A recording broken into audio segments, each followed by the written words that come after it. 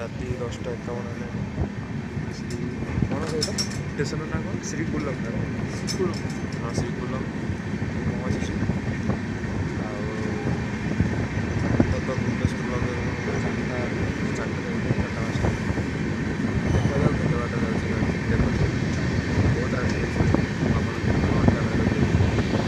मैंने अबिका फाइनाली आम ओडिशा पहुँच जाइए ब्रह्मपुर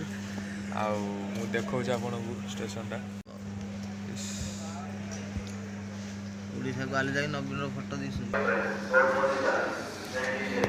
आ एटा आपन देखि पारथबे भीतर एरिया